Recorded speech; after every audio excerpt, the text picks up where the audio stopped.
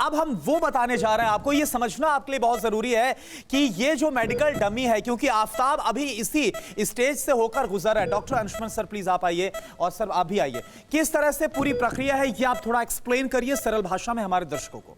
बिल्कुल, ये एक बिल्कुल वैज्ञानिक सोच विकसित हो, इसके लिए एक मेडिकल डमी रखा गया है। इंसान नहीं है यहाँ पे, क्योंकि वो आम मानवीय होगा इंसान को लिटा के कोई भी टेस्ट डेमोन्स्ट्रेट करना। इसमें just like human body feel है, टच है, और हाइट भी ऑलमोस्ट सेम होती है। यहाँ पे ईसीजी के इलेक्ट्रोड्स लगाए जाते हैं, पल्स ऑक्सीमीटर लगाए जाते हैं, इस तरह से जो सैचुरेशन पल्स ये बताए, कैनुला लगाया जाता है। ये सारा लगा के इस पेशेंट के एनेस्थीसिया चेकअप के पहले जो चीज़ें देखनी देख लिया, उसके बाद लगाने के बाद बिना दवा दिए आपने मॉनिटर पे पैरामीटर्स देख लिए, ये सारे नॉर्मल है। इसके बाद टेस्ट की शुरुआत होती है। डॉक्टर का काम है सिर्फ इसको हिप्नोसिस स्टेज तक ले जाना।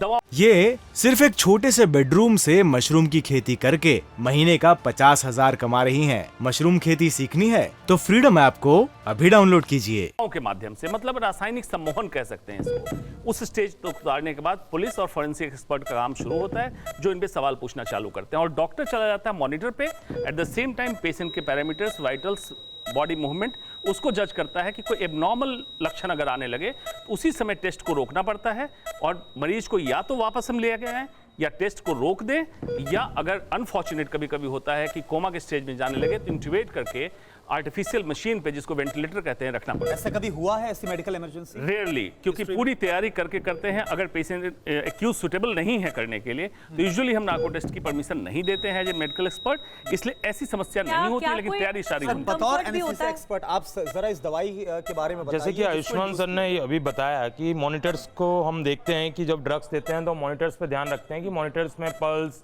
बीपी किस तरीके से जा रहा है। सेम टाइम हम एक हमारा जो हाथ होता है वो मैनुअली रिकॉर्डिंग भी हम करते हैं, so that we can record manually also.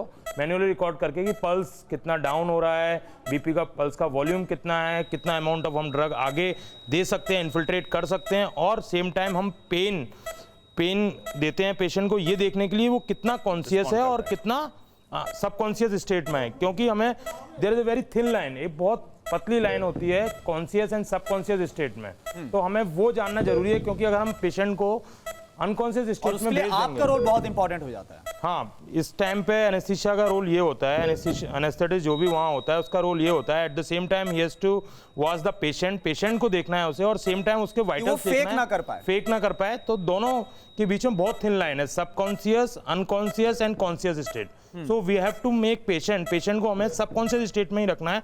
अगर हम उसको अनकॉन्शियस कर देते हैं तो जैसे कि सर ने बताया, दवा कौन सी है जिसको इंड्यूस किया जाता है? ये शॉर्ट एक्टिंग बार्बिट्रेट हम इसमें यूज करते हैं, सोडियम थायोपेंटोन यूज करते हैं, जिसका नाम ट्रुथ सीरम, उसका नाम ही दूसरा ट्रुथ सीरम है। ट्रुथ सीरम यानी कि सच बोलने वाली दवाई, इस तरीके से हम उसे बोल सकते हैं, सच बोलने वाली दवाई। क्योंकि पेशेंट जब सबकॉन्शियस और हिप्नोसिस स्टेट में चला जाता है तो वो चीजें बताता है जो उसने एग्जैक्टली की हुई होती हैं, ना कि फेक चीजें बताता है। डॉक्टर अंशुमन, आप मुझे बता रहे थे इस प्रोग्राम की शुरुआत होने से पहले कि जब वो सबकॉन्शियस स्टेज में जाएगा तो उसकी आंख की पुतलियां, उसके हाथ के हाव भाव या फिर उसके पैर की मूवमेंट, इसको आप थोड़ा रीड करते हैं, वो थोड़ा आप बताइए। बिल्कुल, इसमें देखिए कोई भी दर्शक इसको कनेक्ट कर सकते हैं। आपने सबने किसी सोते हुए इंसान को देखा होगा जब स्लीप मोड में जाता है, सिमिलरली उसकी आंखें, पुतली, जो पलक है थोड़ा ऊपर हो जाएगा, आंखें बाहर की तरफ होंगी, और पुतलियां पहले कंस्ट्रिक्ट करती, फिर डायलेट होने लगती है, रिलैक्स, सुसुप्त अवस्था में जाने लगा। हाथ की उंगलियां नॉर्मली हम रहते हैं स्लाइटली फोल्ड रहती है, ये थोड़ी सी खुल जाएंगी, मतलब उसकी मसल मांसपेशियां रिलैक्स होने लगी। पाँव जो अंदर की तरफ मुड़े हुए हैं, ताकि ये बताता है कि इंसान अभी स्ट्रेस में है, टेंस किया हुआ है मसल को, ये बाहर की तरफ ऐसे खुलने लगेंगे, दोनों पांव खुलने लगे। इसका मतलब है ये सारी मांसपेशियां top to bottom including parameters relax हो गए, मतलब इंसान हिप्नोसिस स्टेज में चला गया। और इसी में अगर उसको अराउजल मिलता है और कॉन्ट्रैक्ट करता है तो हम कहेंगे कि यहाँ कॉन्ट्रैक्शन हुआ, ये कॉन्ट्रैक्शन हुआ, आंखें बंद हुई और पैरामीटर्स चेंज हो गए, मतलब ये क्वेश्चन उसको हिट कर रहा है, कॉन्ट्रैक्शन होता है।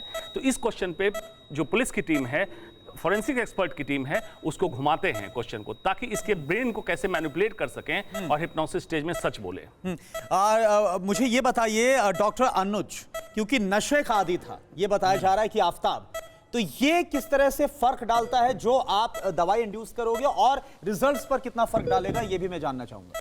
बिल्कुल आपने सही बोला, जैसे बताया कि ये नशा करता था, जिस प्रकार का भी नशा लेता था, ठीक है, तो उसमें मेन जो प्रॉब्लम आती है कि हमारे एनेस्थेटिक जो ड्रग्स देते हैं उसका डोजिंग ज़्यादा हो जाता है। जैसे कि पर केजी बॉडी वेट के हिसाब से हम ड्रग्स इंड्यूस करते हैं, जो भी उसकी डोजिंग होती है 2 मिलीग्राम पर केजी या 60 केजी का है तो 120 मिलीग्राम हमें देना है इनिशियली इंड्यूस करने के लिए पेशेंट। लेकिन कई पेशेंट ऐसे होते हैं या फिर कई साइकोलॉजिकल कंडीशंस में या कई न्यूरोलॉजिकल कंडीशंस में और जो नशे के आदी होते हैं उसमें हमें ड्रग की डोजिंग बढ़ानी पड़ती है।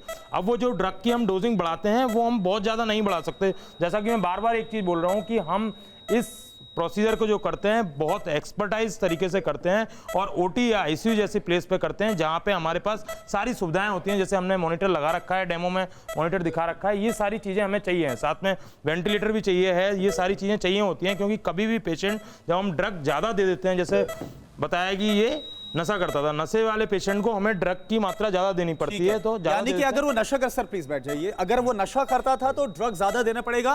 तो ये आपने समझा, ये पूरी प्रक्रिया बहुत सरल तरीके से जो इस वक्त आफताब पर ये प्रक्रिया अपनाई जा रही है नार्को टेस्ट में। ये सिर्फ एक छोटे से बेडरूम से मशरूम की खेती करके महीने का 50,000 कमा रही हैं। मशरूम खेती सीखनी है तो फ्रीडम ऐप को अभी डाउनलोड कीजिए।